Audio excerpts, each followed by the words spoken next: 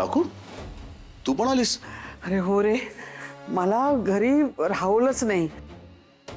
म्हटलं स्वानंदीच्या वडिलांना इतकं काहीतरी झालंय आणि मी घरी थांबायचं मला काही सुचलंच नसतं. त्यापेक्षा म्हटलं हॉस्पिटलमध्ये जाऊया, तिच्या समोर राहूया, तिला गरज असेल आपली म्हणून आले रे.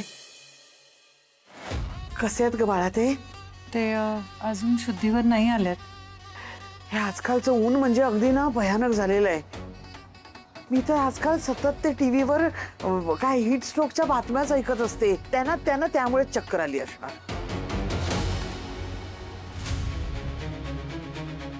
एक्सक्यूज मी, प्लीज इथे जास्त गर्दी करू नका. ओके ठीक आहे चालेल.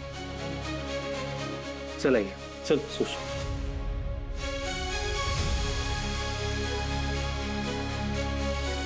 या मी काय म्हणते, थोडा वेळ 2 मिनिटं बसू का मी तिथे?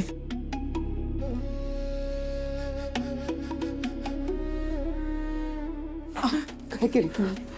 काय केलं तुम्ही माझ्या नवऱ्याला? त्याची अशी अवस्था का झाली?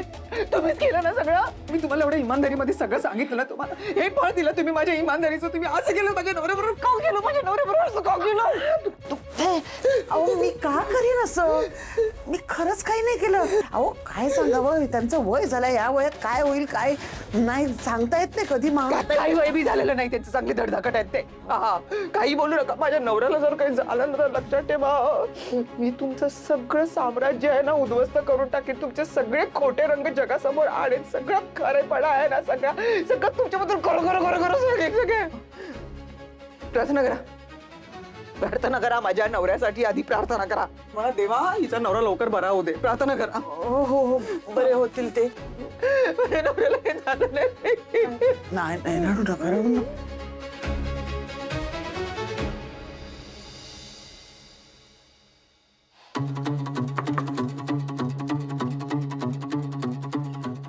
काय ते बाहेर ठेवा. अरे मला आता नकोय, ठेवा तिथे बाहेर. What the hell? Idiot! चिंगी काय करतेस? साहेब, तुम्ही असं का वागताय माझ्याशी? तुमचं लग्न ठरलंय म्हणून तुम्ही मला लांब करताय ना तुमच्यापासून? नाही ग बाई, असं काही नाहीये. तुम्हाला दुसऱ्या मुलीशी बोलताना बघून मला किती त्रास होतोय ना, माझं मलाच माहिती. मी हे सगळं नाही सहन करू शकत. चिंगी मी ना हात जोडते तुमच्या पुढे. तुम्हाला आपल्या प्रेमाची शपथ आहे, तुम्ही हे लग्न नाही करायचं. एकदा तरी खरं बोला ना सगळ्यांशी.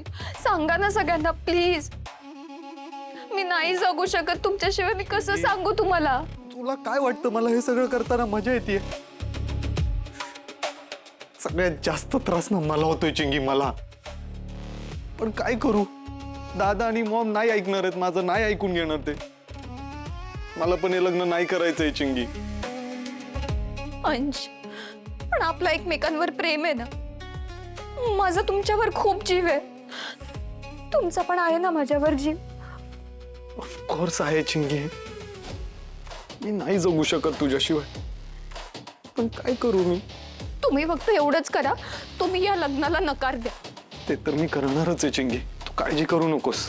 आणि थोड्याच दिवसात आहे ना मी आपल्याबद्दल सगळ्यांना सांगून टाकणार आहे. खरंच? Yes, trust me. I love you. I love you too. रडू नकोस.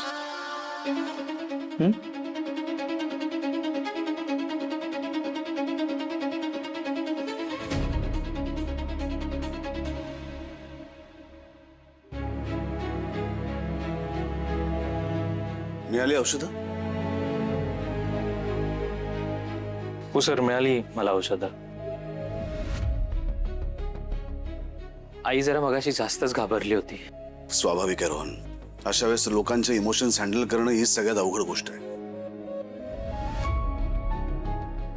सिस्टर, ही आमच्या पेशंटची औषधं डॉक्टरांनी मागवली होती. हा ही औषध.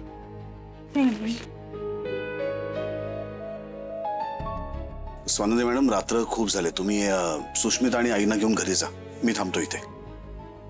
नाही नाही सर, ऐका ना, मी इथे थांबू शकतो. इनफॅक्ट तुम्ही सगळेच आता दमले असेल तर तुम्हीच, आम्ही थांबतो इथे. नाही नाही, मी थांबतो. काय परत राऊंडला जर डॉक्टर आले ना तर मला त्यांच्याशी बोलता येईल. हवं तर तू थांब माझ्या बरोबर. चालेल, काही प्रॉब्लेम नाहीये मला. ताई ऐक ना, एक काम कर, तू आई आणि सूसला घेऊन घरी जा, मी आणि समर सर थांबू ना इथे. नाही नाही नाही, मी नाही जाणार आहे कुठे, मी इथेच थांबणार आहे. अगं खरं तर तू आई आणि सुशला घेऊन जा आता घरी. नाही नाही, मी नाही जाणार घरी, मी इथेच थांबणार आहे. मी तुला अळणारच नाहीये, मी नाही जाणार. हा. उमा थांबते तर मी पण थांबते इथेच ताई, प्लीज. अगं राजा नको, ऐक, मला काही वाटलं तरी मी तुम्हाला फोनवर कळवेन. ओके आई, मी सगळं अपडेट करेन तुम्हाला. नाही नाही, पण मी जाऊन काय करू? मी त्यांना शुद्ध आल्यानंतर मग मी पाहिजे ना त्यांच्या बरोबर. मी थांबते इकडे, मी नाही जाणार. आणि रोहन, अधिराई घरी एकटी आहे ना, तर मला वाटतं तूच जा घरी, कारण मी कळवेन ना, सगळं कळवेन मी. रोहन तू जा, खरंच आम्ही आहोत इथे, आम्ही बघतो. ठीक आहे, चालेल, मी जातो यांना घेऊन घरी. पण ताई, काही लागलं ना तर मला कॉल करायचा. लिटरली काही, मी लगेच येईन इथे. टेन्शन नको घेऊ.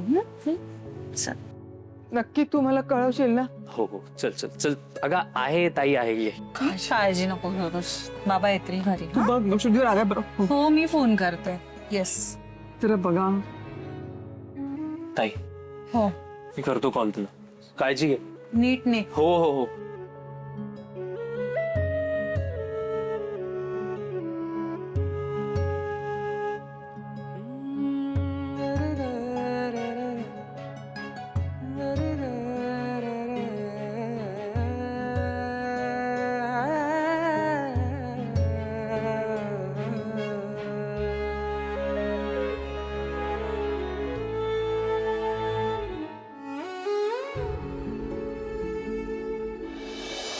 स्वानंदी मॅडम,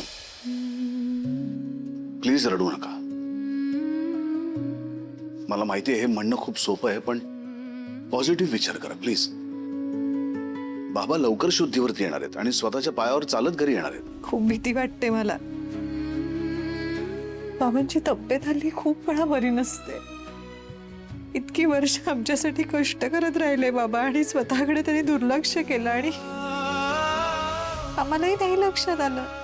आता हे सगळं असं कुठेतरी रिफ्लेक्ट होत आहे. काही नाही होणार ना बाबांना? मला खूप भीती वाटते. नका घाबरू स्वानंदी मॅडम, मी आहे ना तुमच्या बरोबर आणि मी इथेच आहे. हवं तर बोला माझ्याशी, थोडंसं बोलल्यानंतर बरं वाटेल, भीती कमी होईल. आपण एक काम करूया, जरा मोकळ्या हवेत जाऊन बोलूया. चला या. पण बाबा, अहो काही प्रॉब्लेम नाही. आपण जाताना नर्सला सांगून जाऊया ना, आणि आपल्याला इथेच जायचंय. आपण हॉस्पिटलच्या परिसरातच आहोत, लगेच येऊ आपण त्यांनी बोलवलं की. स्वानंदी मॅडम, पेशंट इतकंच जो काळजी घेतो ना त्याला सुद्धा बरं वाटणं महत्वाचं असतं, हो की नाही? चला या.